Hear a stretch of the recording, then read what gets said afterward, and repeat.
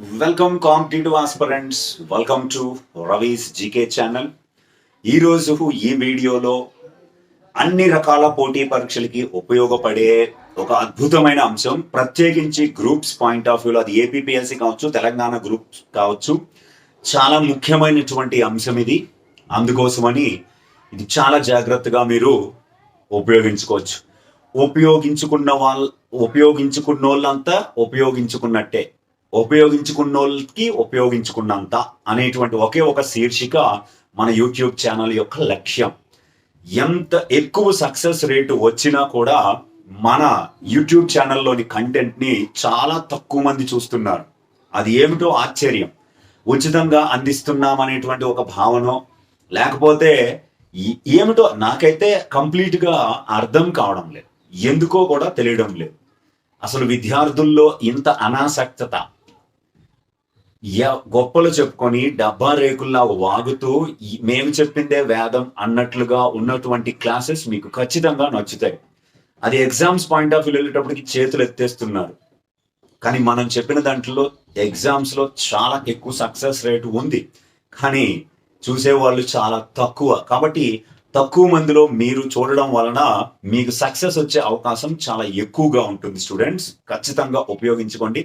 ప్రత్యేకించి APPSC group 2 mains కి, Telangana groups prelims కి ఈ టాపిక్ చాలా important. Economy related point of వ్యూలో, ఆ ఎకానమీ రిలేటెడ్ పాయింట్ లో అదేమిటి అంటే ఎంపీసీ గురించి. ఇది చాలా ముఖ్యమైనటువంటి అంశం. ఏమిటి ఎంపీసీ? ఏ కమిటీలు ఈ ఎంపీసీని ఏర్పాటుకు ప్రతిపాదించాయి? ఏ సెక్షన్ ప్రకారము, ఏ సవరణ చట్టం ప్రకారం ఎంపీసీని ఏర్పాటు చేశారు అనేటువంటి కీలకమైనటువంటి సమాచారాన్ని ఇప్పుడు మనం చూద్దాం. ఎంపీసీ అంటే మానిటరీ పాలసీ కమిటీ.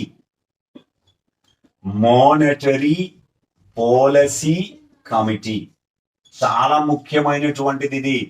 ప్రశ్న అయితే ఖచ్చితంగా వచ్చే అవకాశం ఉంది. దీన్నే మనం తెలుగులో ద్రవ్య విధాన కమిటీ అని పిలుస్తారు. ద్రవ్య విధాన కమిటీ. ఈ ద్రవ్య విధాన కమిటీ అనేటువంటిది ఏమిటి? అసలు ఎందుకు దీన్ని ఏర్పాటు చేశారు? దీంట్లో సభ్యులు ఎంతమంది ఉంటారు? చైర్పర్సన్ ఎవరు ఉంటారు? ఏ కమిటీలు ఎంపీసీని ఏర్పాటు చేయడానికి ప్రతిపాదించాయి గతంలో అన్నటువంటి అంశాన్ని చూద్దాం. భారతదేశంలో కేంద్ర బ్యాంకుగా పిలువబడేది రిజర్వ్ బ్యాంక్ ఆఫ్ ఇండియా. భారతీయ రిజర్వ్ బ్యాంకు చట్టం 1934 ప్రకారము ఏప్రిల్ 1, 1935న భారతీయ రిజర్వ్ బ్యాంక్ ఏర్పాటు చేసుకోవడం జరిగింది. ఇనీషియల్ గా అంటే ప్రారంభంలో భారతీయ రిజర్వ్ బ్యాంక్ యొక్క ప్రధాన కార్యాలయము కలకత్తాలో నెలకొల్పారు. 2 సంవత్సరాల తర్వాత అంటే 1937లో భారతీయ రిజర్వ్ బ్యాంక్ ప్రధాన కార్యాలయాన్ని కలకత్తా నుంచి బొంబాయికి షిఫ్ట్ చేశారు. ప్రజెంట్ ఆర్బీఐ ప్రధాన కార్యాలయం ముంబైలోనే ఉంది. అయితే ఆర్బీఐ యాక్ట్ అని చెప్పాను, reserve bank of India act 1934. ఈ 1934 భారతీయ రిజర్వ్ బ్యాంక్ ఆఫ్ ఇండియా భారతీయ రిజర్వ్ బ్యాంకు చట్టాన్ని 2016 ఆర్థిక చట్టము ద్వారా సవరించారు. దీన్ని దేని ద్వారా సవరించారు అంటే ఆర్థిక చట్టము 2016 ప్రకారము సవరించారు. ఫైనాన్షియల్ యాక్ట్ 2016 ప్రకారము సవరించి ద్రవ్య విధాన కమిటీకి ఒక చట్టబద్ధమైన మరియు సంస్థాగతమైన ఫ్రేమ్వర్క్ ను అందించడానికి, అలాగే ధరల స్థిరత్వాన్ని కొనసాగించడాన్ని, అలాగే వృద్ధి లక్ష్యాన్ని దృష్టిలో ఉంచుకునే అధికారాలని ఇవ్వడం జరిగింది. అంటే భారతీయ మార్కెట్ని ఆర్థికంగా స్థిరంగా కొనసాగించడం, అలాగే సంస్థాగతమైనటువంటి ఫ్రేమ్వర్క్ ని రూపొందించడం, అలాగే ధరల స్థిరత్వాన్ని కొనసాగేలా చేయడం ఈ ఎంపీసీ యొక్క ప్రధానమైనటువంటి అధికారం. అయితే ద్రవ్యోల్బణాన్ని నిర్దేశించిన స్థాయిలో నియంత్రించేందుకు బెంచ్ మార్క్ పాలసీ రేటు లేదా రెపో రేటును నిర్ణయించే బాధ్యతను కూడా ఎంపీసీకే అప్పచెప్పారు. అంటే ద్రవ్యోల్బణం ఇన్ఫ్లేషన్ పాయింట్ ఆఫ్ వ్యూలో రెపో రేటును కూడా నిర్ణయించే అధికారాన్ని ఎంపీసీకే కట్టబెట్టడం జరిగింది. ఇది కూడా చాలా కీలకమైనటువంటి అంశం. ఎంపీసీ సమావేశాలు, మానిటరీ పాలసీ కమిటీ సమావేశాలు సంవత్సరానికి కనీసం 4 సార్లు జరగాలి. ఎంపీసీ సమావేశాలు సంవత్సరానికి కనీసం 4 సార్లు నిర్వహించబడతాయి. మరియు సమావేశం తరువాత ఎంపీసీలో తీసుకున్న నిర్ణయాలని ఆ గవర్నర్ అయినటువంటి రిజర్వ్ బ్యాంక్ గవర్నర్ అయినటువంటి వారు ఆ నిర్ణయాలని మీడియా ముఖంగా ప్రకటించడం జరుగుతుంది. పక్కనే సభ్యులు కూడా కూర్చుంటారు. ఎంపీసీలో ఏకంగా 6 సభ్యులు ఉంటారు. ఎంపీసీలో సభ్యుల సంఖ్య 6. ఈ 6 సభ్యులలో 3 సభ్యులు రిజర్వ్ బ్యాంక్ ఆఫ్ ఇండియా నుంచి సభ్యులుగా ఉంటారు. 3 from reserve bank of India. And మిగతా 3 గవర్నమెంట్ ఆఫ్ ఇండియా నియమించడం జరుగుతుంది. Remaining 3 members of MPC were appointed by Government of India and 3 members from RBI. Reserve బ్యాంకులో ఉన్నవారు 3, కేంద్ర ప్రభుత్వం చేత నియమించబడిన వారు 3, మొత్తం 6 సభ్యులు ఇందులో సభ్యులుగా ఉంటారు. ఈ ఎంపీసీని ఏ సెక్షన్ ప్రకారము ఏర్పాటు చేశారు అంటే ఆర్బిఐ యాక్ట్ 1934 ఆర్బిఐ చట్టం 1934లోని సెక్షన్ చాలా ముఖ్యమైన ఇంపార్టెంట్ అయినటువంటి అంశం సెక్షన్ 45ZB అంటారు. 45ZB సెక్షన్ 45ZB ప్రకారం ఏర్పాటు చేసి దానికి అవసరమైన అధికారాలని కట్టబెట్టారు. కేంద్ర ప్రభుత్వము 2016 సెప్టెంబర్ 29న, ఇది ముఖ్యమైనటువంటి డేట్, సెప్టెంబర్ 29, 2016న కేంద్ర ప్రభుత్వము ఒక గెజిట్ ను విడుదల చేసి దీన్ని పూర్తి స్థాయిలో ఏర్పాటు చేయడం జరిగింది. రైట్. ఈ ఎంపీసీకి చైర్పర్సన్ గా ఎవరు వ్యవహరిస్తారంటే ఆర్బిఐ గవర్నర్ వ్యవహరిస్తారు.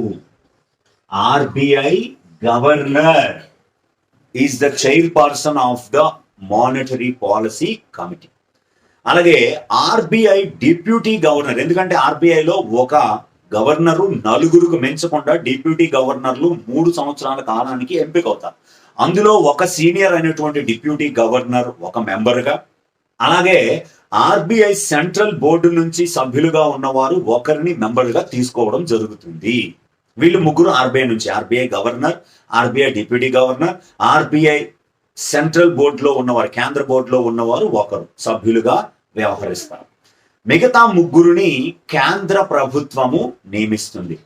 కేంద్ర ప్రభుత్వం నియమించే ఈ 3 సభ్యుల యొక్క పదవీ కాలము 4 సంవత్సరాలు. ఇది గుర్తుపెట్టుకోవాలి. ఎంపీసీలో కేంద్ర ప్రభుత్వం చేత నియమించబడేటువంటి సభ్యుల యొక్క పదవీ కాలము 4 years. వీళ్ళది కాదు. ఆ ఎంపీసీలో ఆర్బిఐ తరపు నుంచి మెంబర్స్ గా ఉన్న వారికి ఇది వర్తించదు. వారి డ్యూరేషన్ ప్రకారం వాళ్ళు ఉంటారు, వారు వెళ్ళిపోతుంటారు, కొత్త వాళ్ళు వస్తుంటారు, ఇందులో యాడ్ అవుతూ ఉంటారు. వారికి 4 years అనే డ్యూరేషన్ ఉండదు. కేంద్ర ప్రభుత్వం చేత నియమించబడే ఎంపీసీ సభ్యులు 3 పదవీ కాలం 4 సంవత్సరాలుగా ఉంటుంది. ఇది కీలకమైన అంశం. ప్రస్తుతం ఎంపీసీలో సభ్యులుగా ఉన్నటువంటి వారు చైర్పర్సన్ మనకు తెలిసిందే. చైర్పర్సన్ ఆర్బీఐ ప్రస్తుత గవర్నర్ శక్తికాంత దాస్. ఈయన ఆర్బీఐకి 25వ గవర్నర్. అలాగే రెండవ వారు మైకేల్ దేవబ్రత పాత్ర, ఈయన ఆర్బీఐ డిప్యూటీ గవర్నర్. మూడవ వారు రాజీవ్ రంగన్. వీళ్ళ ముగ్గురు కూడా ఆర్బీఐ నుంచి ప్రాతినిధ్యం వహిస్తున్నారు ప్రస్తుతం ఎంపీసీలో. శక్తికాంత దాస్, మైకేల్ దేవబ్రత పాత్ర అండ్ రాజీవ్ రంజన్ అన్నవారు. సెంట్రల్ గవర్నమెంట్ నియమించిన ముగ్గురు సభ్యులు అషిమా గోయల్, శశాంక బీడే అండ్ జయంత్ వర్మ అనేటువంటి వీళ్ళ ముగ్గురు ఆ సెంట్రల్ గవర్నమెంట్ అపాయింట్ చేయబడిన ఎంపీసీ సభ్యులు. సమావేశాల్లో నిర్ణయాల పైన ఓటింగ్ నిర్వహించారు అనుకుందాం. ఇప్పుడు రెపో రేట్ని తగ్గించాలని పెంచాలి అని అడిగారు అనుకుందాం.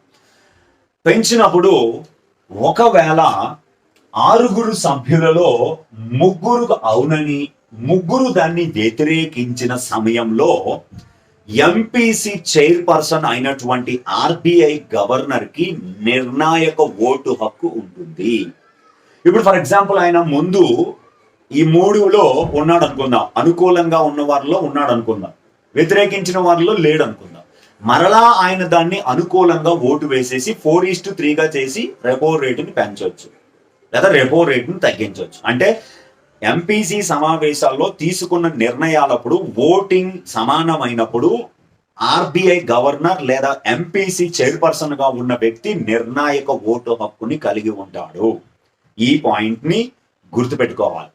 అలాగే ఎంపీసీని, మానిటరీ పాలసీ కమిటీని ఒక చట్టబద్ధమైనటువంటి స్వతంత్ర అధికారాలు కలిగినటువంటి సంస్థగా ఏర్పాటు చేయాలని గతంలో ఒక 5 కమిటీలు సూచించాయి. అందులో ఒకటి వైవి రెడ్డి కమిటీ, యాగా వేణుగోపాల్ రెడ్డి కమిటీ 2002లో సూచించింది. తారాపూర్ కమిటీ ఇది 2006లో సూచించింది. పెర్సీ మిస్త్రీ కమిటీ 2007లో, రఘురామ్ రాజన్ కమిటీ 2009లో, ఉర్జిత్ పటేల్ కమిటీ 2013లో సూచించడం జరిగింది. ఈ కమిటీలు కూడా చాలా ఇంపార్టెంట్ కాబట్టి ఇది చాలా ముఖ్యమైనటువంటి ఇన్ఫర్మేషన్. అలాగే ఆర్బీఐ ఏర్పాటు గురించి, ఆర్బీఐ 90 సంవత్సరాలు 2024 ఏప్రిల్ 1న 90 సంవత్సరాల ఉత్సవాలు జరుపుకున్నటువంటి వీడియో మొత్తం ఇంకొక వీడియోగా మనం డిస్కస్ చేద్దాం. Thank you very much students. ఖచ్చితంగా దీన్ని ఉపయోగించుకోండి. దీని తెలుగు మీడియం పీడిఎఫ్ కూడా మనకి అవైలబుల్గా ఉంటుంది. Thank you very much.